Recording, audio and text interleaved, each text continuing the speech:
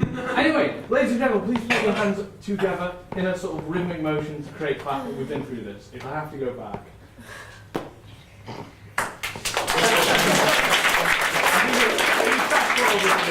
Keep clapping! And welcome to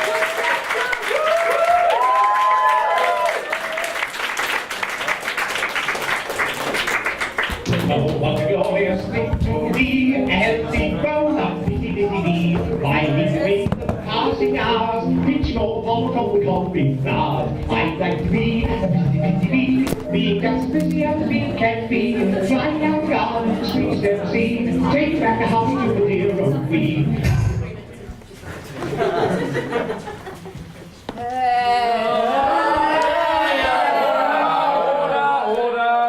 Is in session. Now, the next item on today's agenda is an issue that has plagued this house for decades, and I would hope the members present will finally be able to reach an agreement. Now, what kind of crisps will we have in the vending machine? Order!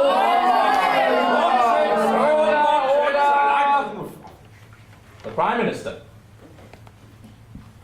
Let me start by saying that this Conservative government firmly believes that the variety of crisps available in the house vending machine has reached an untenable level. There simply aren't enough options, and the time has come for real reform. The world looks to London as the crisp-eating capital of Europe, and it is of paramount importance, now more than ever, that we maintain this position on the world stage. I wonder, Mr. Speaker, if the right honourable gentleman opposite would join me in saying it is time we open the vending machine doors to more global crisp brands with the view to offering a wider variety of snacks. Order! The Leader of the Opposition. Will the right honourable gentleman opposite explain why he is proposing such ridiculous reforms at this time? Don't you not realise the traditions of this house are at stake? These were the snacks of Disraeli, of Pitt and Peel. These are our traditions, frazzles, salt and shake. This is what is a barbecue steak here. Order, the Prime Minister. Mr. Speaker, it is the purpose of this government to look beyond the narrow confines of the British Isles to find new sensations. I propose we re-evaluate our chosen varieties in order to make a selection fit for a 21st century parliament. Doritos, Skips, those weird ones you only get in France. These are the crisps of a modern society. These are the crisps of our future. Order, the Honourable Member for Bradford East. I were born and raised on Seabuck's crisps. For years we'd go gather around the fire and fight over Britain's first ever crinkle cut crisp. We didn't nationalise the crisp industry in 1945 for nothing. I'd go as far as saying that the Prime Minister is a prawn cock. Order! The Culture Secretary.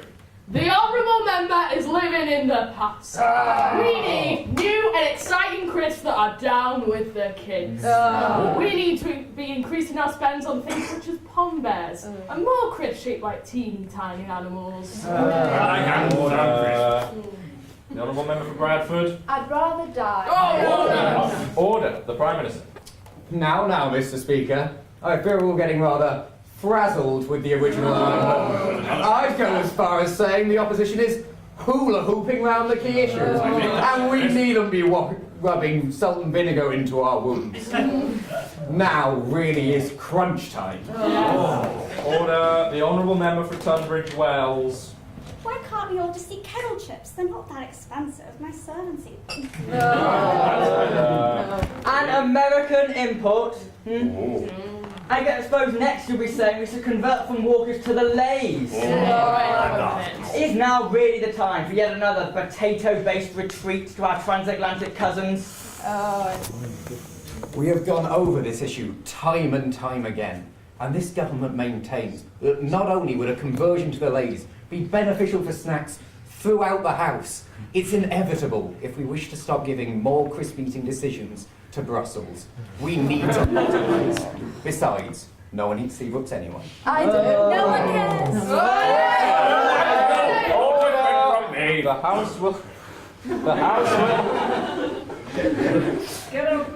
house will have order. Right, we're getting nowhere with this. We better move on. Next on the agenda, do we go to bowling or laser quest for my party next weekend?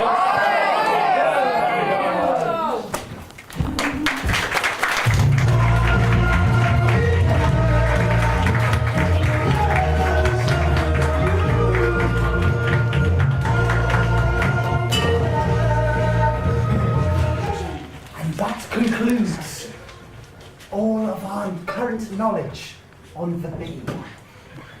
Are there any questions? Yeah, I'm a bit confused about the queen. What exactly confuses you about the queen bee? Oh, what's her role in the hive? The foci of the hive. She provides the workers with a governing body and, in turn, pops out the occasional child now and again. But why is she the queen? Well, it's a figure of speech primarily, but she will have descended from a regiment of similarly dynasty of bees. So the other bees didn't choose her? No, they didn't. She just is okay. That's not fair. So you mean the bees are carrying on the weight of their tiny little fuzzy backs a monarch just because of the vagaries of fate? No, you're being silly. They don't know any other way. Oh, we should liberate the imperial bee yoke from their tiny fuzzy backs. Educate the bee! Free the bee! Free the bee! Free the bee! Free the bee! Free the bee! Free the bee! Free the bee! Free the bee!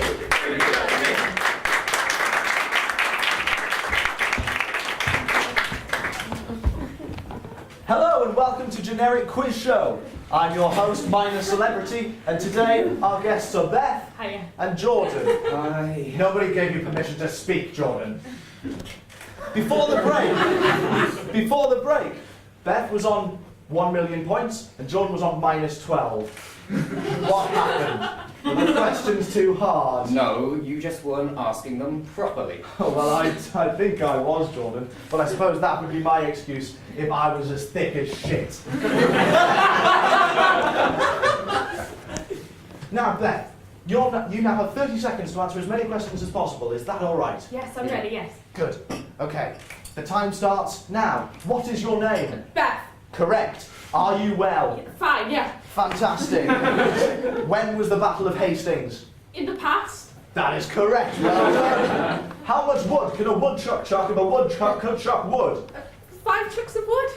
That is very well done. Your final question. What is it called when a player kicks the ball to another player in a game of football? Oh God, I don't know this one. Pass. Well done, it is.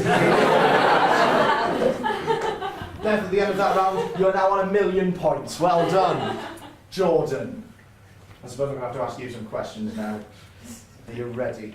Yes. Here we go. Your time starts now. Samuel L. Jackson and John Travolta starred in Quentin Tarantino's seminal film Pulp Fiction. This film came out in 1994. This is also the year in which Wet, Wet, Wet released their #1 single Love It All Around. Sorry, can you just get to the question? You're not giving me a chance to answer. I'm asking you the fucking question, Jordan. I'm going to have to start again now. Samuel L. Jackson and John Travolta starred in Quentin Tarantino's seminal film Pulp Fiction. The film came out in 1994. This is also the year in which Wet, Wet, Wet raised their #1 single Love Is All Around. This song appeared in Richard Curtis's film 4 Weddings and a Funeral. In the film, how many weddings are there? 4. Unfortunately, you've run out of time and I can't accept it. Jordan, and I'm going to have to take some points off you because, yeah, I don't like you. At the end of that, Beth, you win a night of passion with me. Jordan, we're going to have you put down. Thanks, good night.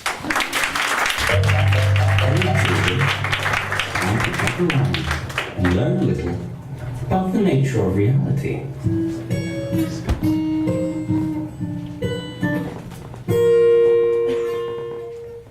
Who's out there? Let's go find out. Hey there, philosopher friends. We're about to set off on another fun mutational adventure. That's right, Joe. But first of all, We need to find our friend Timmy. Where could he be? I think I see him there, but he looks sad. Hey there, Timmy. Why such a frown clown? Sorry, a what? A frown clown. What even is that? Why would you say something like that? I just kind of thought it would be nice for the kids. So you think that that's how kids speak, is it, do you? Or do you think, even worse, that you want to raise a generation of kids that speak like that in everyday situations? I was just trying to... Well, don't. So yeah, Timmy, what's up, buddy?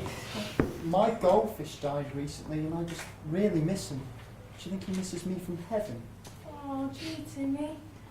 No, I don't. See, for him to miss you, he'd have to have a soul. And whilst it's arguable that humans can have souls,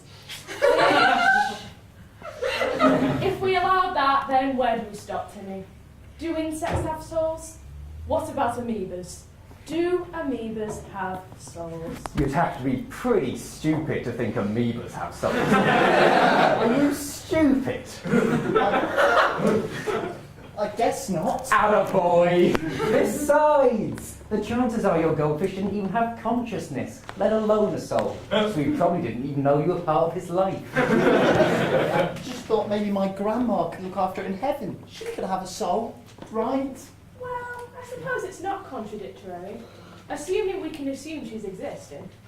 What? Well, you know you exist because you've got all these thoughts and feelings going on in your brain, but you don't know if your grandma had any. In fact, for all you know, everyone else might just be a figment of your imagination that you created to deal with the cold, harsh realities of a solitary existence. But she might exist. And if I know I do, surely that means I get to go to heaven. Gee, I don't know, champ. Are you a good person? Yeah, I think so. I try to do good things. I always look after my best friend, Jimmy. That's a nice shirt you've got there, Timmy. Did you buy it yourself? Yeah, sometimes my mum gives me pocket money when I help with chores. And if you saw your friend Jimmy drowning in a lake, would you go out and save him, even if it ruined this nice new shirt of yours? Gee, yeah. I'm the best swimmer in my class, and someone's life is worth more than a shirt. So, if that's the case, then why didn't you give that money to charity? You could have saved lives in Africa instead of buying that shirt. Or do you think that that shirt is worth more than their lives? Sounds like you're a bad person, Timmy. Maybe even a racist. Well, that's enough adventure for one day. I'm pooped. Me too. And remember, kids, the chances are none of this matters.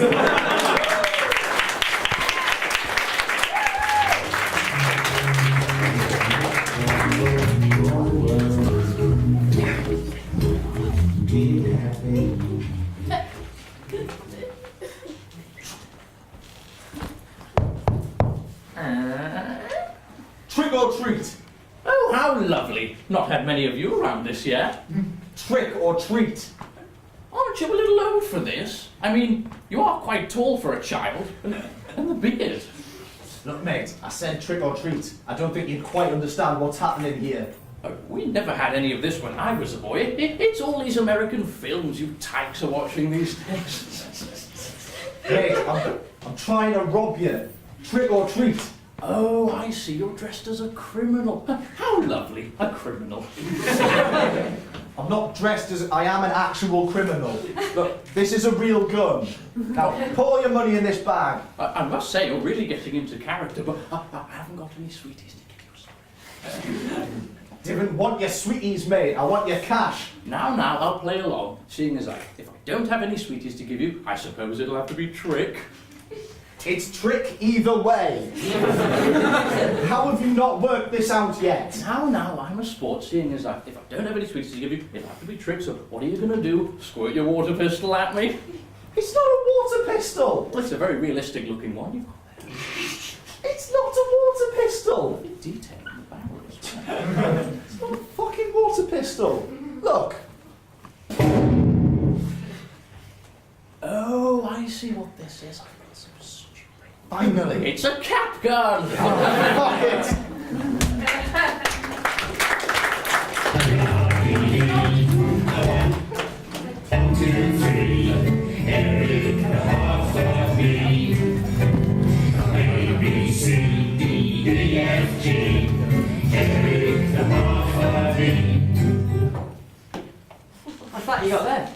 what's my placard? There's nothing on it. Oh yeah, no, look there. There is. Oh, but no human could possibly read that. You don't have to. Oh, For the bees! Oh, the bees! yeah. Can bees read? So now, add improved bee literacy to the agenda. Yes, very good. Nice. Done. Right. Oh, here comes a likely looking one. Are you interested at all in bee awareness? You're aware of the bee situation? Yes, I'm aware of the bee. Good. Well done then. And, right, I reckon a wasp just read my sign, so I reckon today's a success. A wasp? Yeah, a wasp. Come back, you picket-crossing bastard! No! Oh, come back, I've told you before, wasps are just bees that have lost weight. Come back!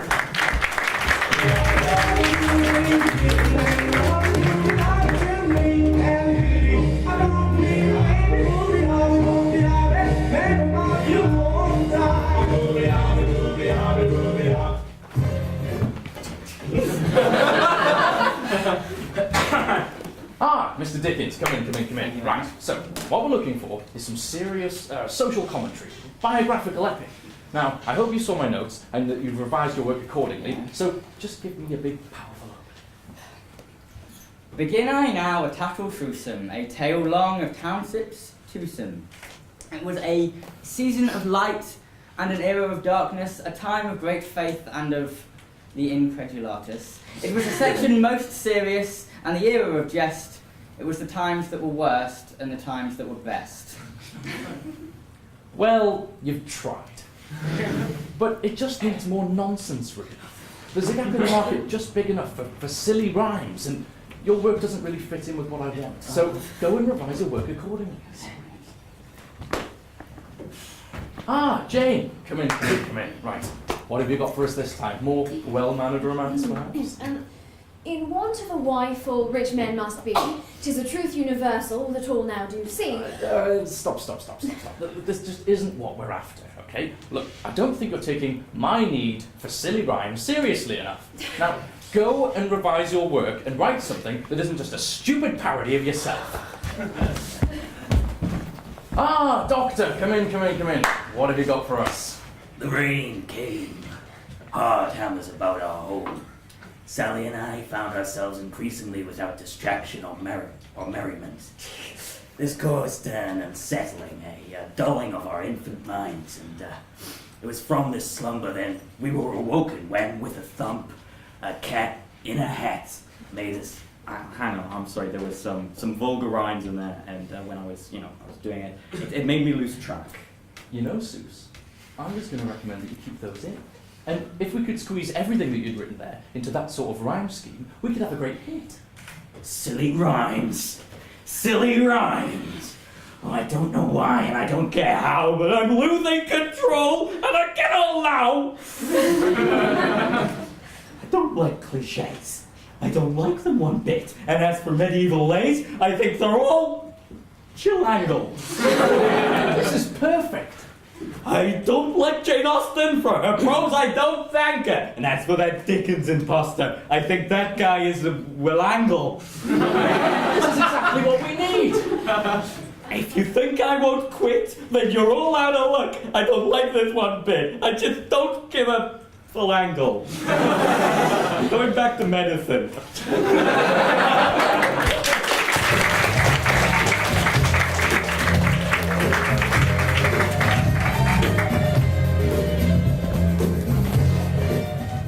So, I've heard you've had a little bit of trouble with the old cancer. Yeah, the treatments aren't working. What's Not wrong? working at all. Well, what we can do for you is I'm speaking to the oncologist, that's a posh word for science.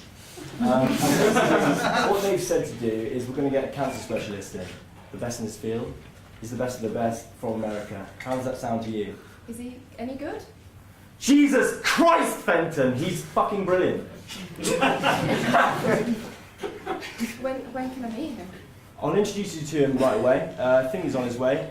Should be 5 or 10 minutes. That's all right. You can chill there for a bit. Yeah? Fab. Thank you. Hello. I'm your Dr. Seuss. It's a pleasure to meet. I've heard you're not too quick, so I'll just take my own seat. The treatments aren't really working. You think? In this world there are tumours. There's hundreds, you see, and they spread in a way known as malignancy. Yourselves are dividing at terrifying speeds. One day there'll be tumours, but let's wait and see. You see, your average malignant tumour has a much nicer twin. His name is benign and he won't spread once he's in. But those mean old malignants, they don't care a fig if the size of your tumour is two sizes too big. But I've had a look at your charts and the results seem quite grim. These pills they got you on, they don't do anything. Are you real? They've tried radiation, and they've tried being nice. They've asked them what's wrong, but they're quiet as mice. So, I've got an idea, and I hope you agree that the best way to beat this is my remedy. Now, every tumour, as good doctors know, must be fully excised before it can grow. So, here's my prognosis, and it's sad but true. Post-chemo surgery, your doctor's plan too. Patients in extraordinary circumstances may have to elect emergency surgery after chemotherapy. This is always a high-risk option of last resort and is usually indicative of lethal growth in malignant cells. The recovery and survival rates, see chart 2, are very poor. Chances of success, less than 1 in 3. Geez, I'm really sorry the person to tell you this was as silly as me.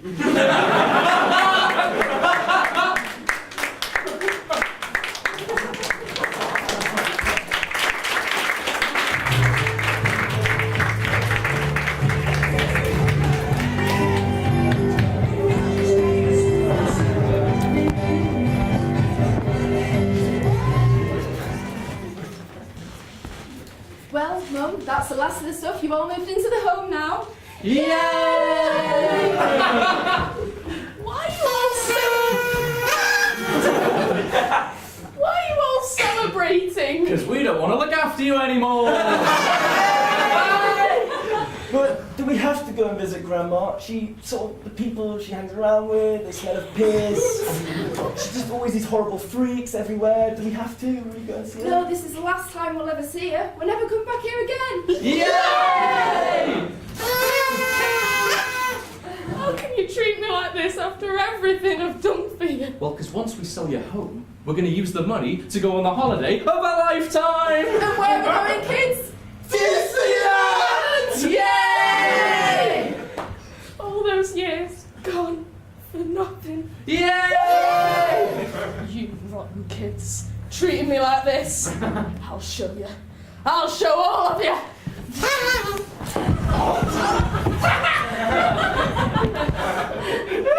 Now I'm going to Disney World.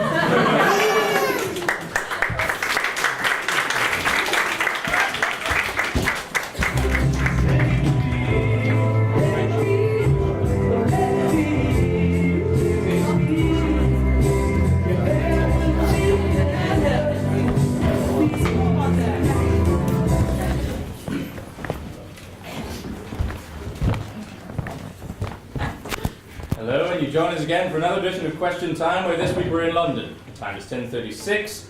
Joining me on the panel tonight are the Minister for Education, Ian Cole, the Shadow Chancellor of the Labour Party, John Simpson, and a regular columnist for the Daily Mail, Samantha Hardy. Welcome to all of you. I would like to start by posing a question to the Conservative Minister for Education, Ian Cole. Do you think that the government's recent plans to decrease expenditure will be beneficial to the country in the long run? Yes. John? Yes, I agree. Samantha Hardy? Yes, it's a sound opinion.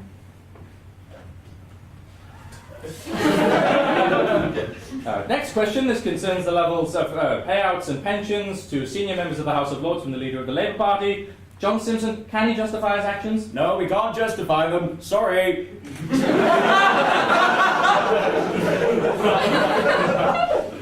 Ian Cole? Apology accepted. Samantha Hardy? I agree. I think it's time we open up the floor to questions from the audience. Yes, you, sir, with the beautiful face. Oh, thank you. I just wanted to ask the panel, could life be more perfect? Samantha Hardy. No. Dean Cole. No. John Simpson. No, I quite like it.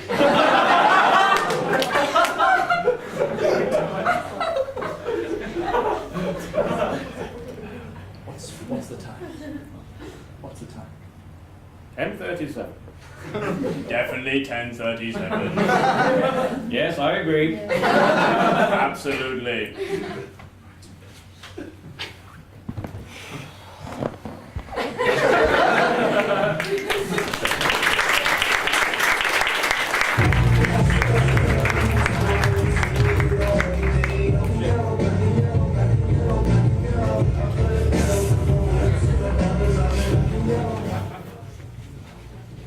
Hang on a minute.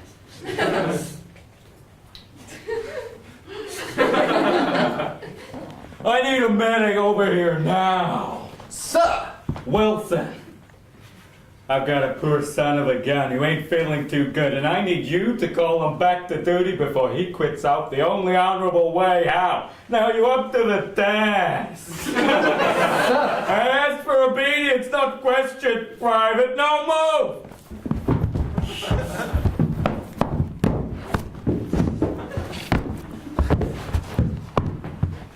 There is the unlucky son of a gun. Good God. Now if you look carefully, the bullet wound has went into his body, leaving a hole of similar shape and size but slightly larger than the rib itself. Right, so if I just make an... Whoa there, boy. You're going to be using this. It's a pair of tweezers. So what I need you to do is reach right up in there without touching the sides. Otherwise, this boy's kissed his mummy goodbye for the last time. Right, sorry, sir. With all due respect, your methods are arbitrary at best and dangerous considering the situation.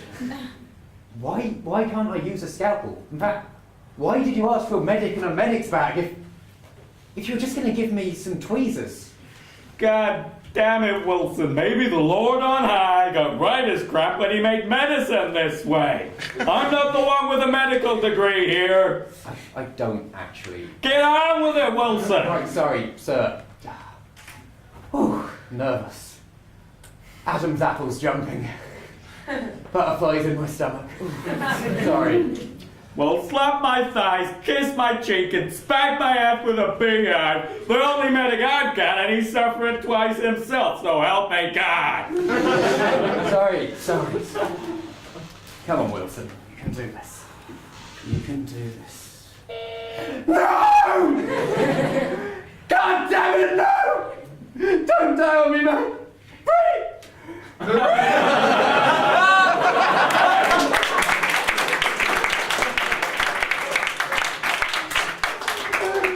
Hell, his nose lit up, boy. You don't need no medical degree to know you're not coming back from that.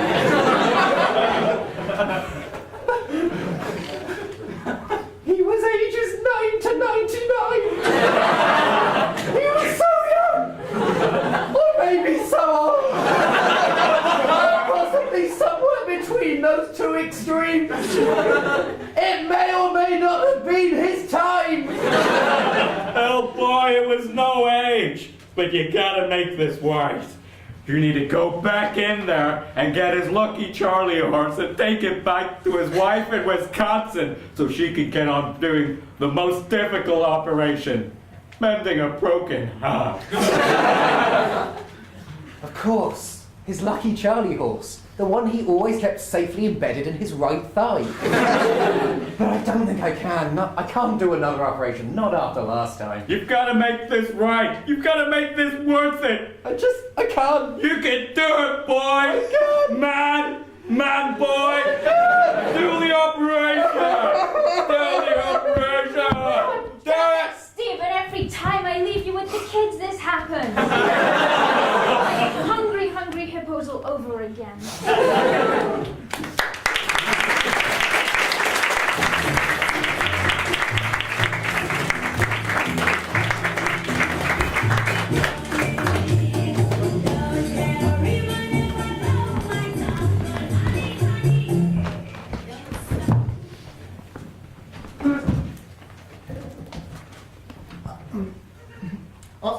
late, am I? Oh no, come and sit down.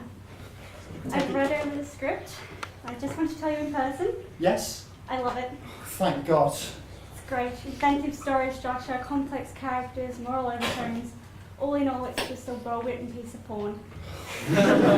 Thank you. I was up a few late nights staring at that computer screen. There was one little thing though, just the title. Yes? I just think there'll be a bit of a kickback with Come Dine With Me. It's spelt differently. Does it need the 20-minute dream sequence? That 20-minute dream sequence is essential to the plot. And the girl that comes in halfway through. Look, all I was saying with her is that there's a sexy side to Chernobyl. Can't you just write some simple oral? We both know the blowjob premise in this industry has been completely sucked dry. I'm sorry, we can't make it as it currently is. I thought this was a liberal company for the freedom of expression, not just a bunch of masturbating German mouths. At least reconsider setting it in a daycare centre. If I go back on my ideals and don't film a group of people having kinky sex in a daycare centre, I don't know how I could look my children in the eyes anymore. I'm sorry, but we have standards here at LSTV. This. What happens to the money? Who benefits beside you? There's no money. Oh, you're right to be scared. I see through this B-grade facade. Your honeycomb lattice of misdirection holds no quarter here. How high does this go? To the top? To the Queen? No, could you please just back I up? will not buzz off. You're just scared of being sworn by the truth. Look, I will call the police. I've said too much. You were nothing but a honey trap. I've been caught in a sting!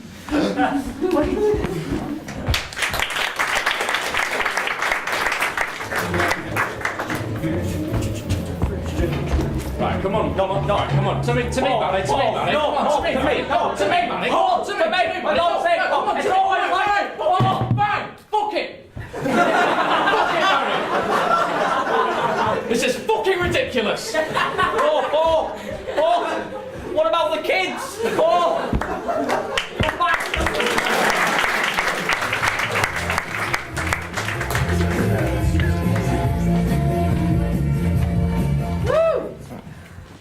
Hello, children. Do you dream in chocolate? Do you fantasize about the best chocolate? Do you wake up in the morning thinking that you are covered in chocolate and then realize that you just done a shit in your bed? Well, haven't we all? Here at the Wind Factory, every chocolate we make is handcrafted by our team of chefs in the Swiss mountains. We slowly craft each wrapped treat and chocolate bunny to increase your chocolate pleasure. Okay, Hans, we've got another order in. We need 100 million little bunnies and 25 million truffle things. How many have we got? 1. What? Only 1 million? Jesus, Hans, you trying to get me fired? Excuse me, I meant 1 as in run. Just 1. Yes, 1, but it's been handcrafted. 1 as in the number 1, as in the single digit 1, as in 1 minute, or 1 number, or 1 direction. Yes, but each bunny needs love and affection to achieve a truly chocolate experience. Jesus Christ, Hans, we're running a chocolate factory here, not a fucking orphanage. It's not the same. What do you mean? When I was a young Swiss boy, I spent months creating the most beautiful chocolate structures I could think of. Bunnies, reindeer, chocolate houses. My papa would support me in my experimental teenage years when I made a marzipan replica of Tiananmen Square. I have dreamed in chocolate, but this is nothing like I thought it would be. What did you expect? We're a global business now. Like it or not, we don't care about some little Swiss family anymore. All we care about is making spoiled American children fat. But this is nothing like a chocolate factory. Listen, Hans, I've had enough of your sappy bullshit. Get in there and put some E numbers in that pathetic shit you call chocolate. But... I don't care. Fill it with polystyrene for all I care. Stick the liver of the little children. Make doctors in London have to specialise in cardiovascular surgery for under 10-year-olds for all I care. I want the streets to be filled with vials and rivers of blood. Now get in there and make me some damn business. Okay, cut, guys. All right, that was great. Let's hear less about London and more about the Swiss Alps, okay? Let's go again. Sure thing.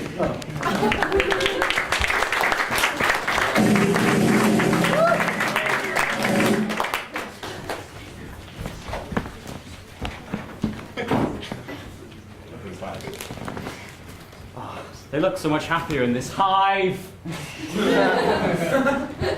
How much happier they are in the Oh, hive. it's incredible.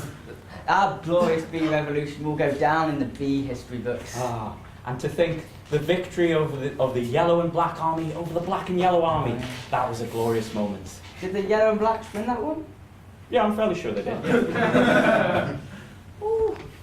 Oh, look at the little things they're building. Oh, that's adorable. Little posters. Oh, look at the little posters with the slogans. Rise Beeletariats. Oh, that is cute. That is very cute.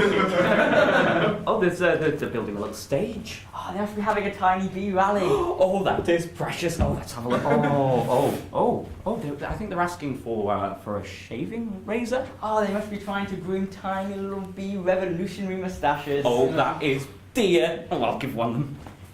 Right. Oh, wait. That's the captured queen. Oh, God, we didn't want this to happen. Oh, not the tiny bee princess, too. Oh, not the tiny bee princess. Oh. Will this be our legacy? Widespread bee famine and slaughter? Keep it going.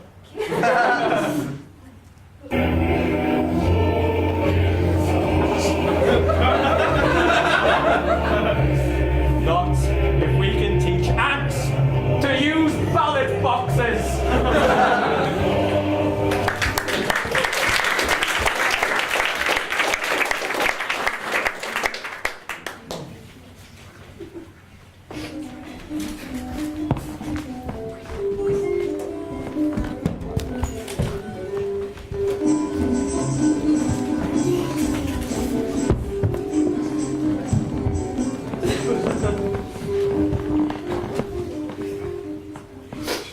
This is the story of Romeo and Juliet, narrated by John Herbert. Two households, both alike in dignity, in fair Verona, where we lay our scene. From ancient grudge break new mutiny, where civil blood makes civil hands unclean. We've been a Marmite family for 18 years. It kept us going, it did, through the strikes, and we didn't have none of that fancy bread neither. No, we ate it on wood chips that me da snuck out milk. And now that we're highly esteemed amongst the Marmite community, I won't have it known that my daughter doesn't like Marmite. But Papa, I don't hate Marmite. I just don't think that much of it. You don't think that much of it? You don't think that much of it? It thinks the bloody world of you. It gives you sustenance, it gives you fibre, and it has such a luxurious texture. I don't think it has any of those things. I mean, it's okay. I just don't see why we have to get into a conflict with the neighbours over something as simple as... Yeah, it's simple as well. You can add it to anything. It's a whole meal. Marmite and chicks. Marmite and the mangled corpses of your enemies. Electric boogaloo. All those Marmite things. From forth the fatal loins of these two foes, a pair of star-crossed lovers take their life, whose misadventured piteous overthrows do with their death bury their parents' strife. They're more blasted Marmite. All we can buy in this bloody town is Marmite and Marmite flavoured ingredients. It's that damn Montague and his bloody Marmite factory and his Marmite bias. and his Marmite conspiracy. I don't think it's a conspiracy, Mum. I think he just buys it wholesale and then local shops stock it because it's cheaper. Marmite shampoo, Marmite enemas. Look, it's not that. I know we as a family hate Marmite. Loathe it. But it's really not that bad. I mean, the taste is kind of weird, but you can sort of have it with anything, and, you know, nothing can make it worse. This is bigger than Marmite now. This is... Oh, it's between me and him. I feel he likes it so much, I feel the need to prove him wrong. That, and your cousin Vinny was killed by Marmite. I think that was probably tar he ate, actually. The fearful passage of their death-marked love, and the continuance of their parents' rage, which, but for their children's death, naught could remove, is now the 2 hours traffic of our state. Look, it's not that bad. Oh, it's better than bad! Easy about it, but I could learn to live with it. Oh, you learn to live without it! I know. No, I've put far worse things in my mouth. You better Oh, a sudden diet-based hemorrhage. Oh, no! A Marmite overdose! Oh, my hubris was as thick as your Marmite. What blood debt has the unthinking joys of yeast-based claimed? We have learned the error of our ways, especially with regarding cultural differences, with regards to thick gelatinous substances.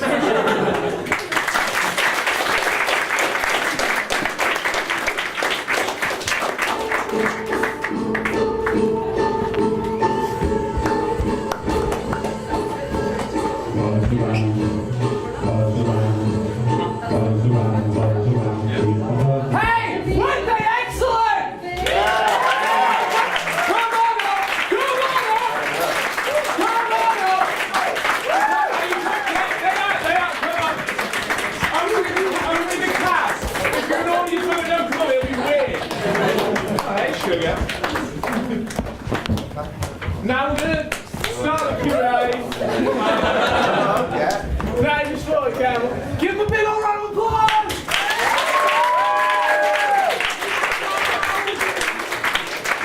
Excellent!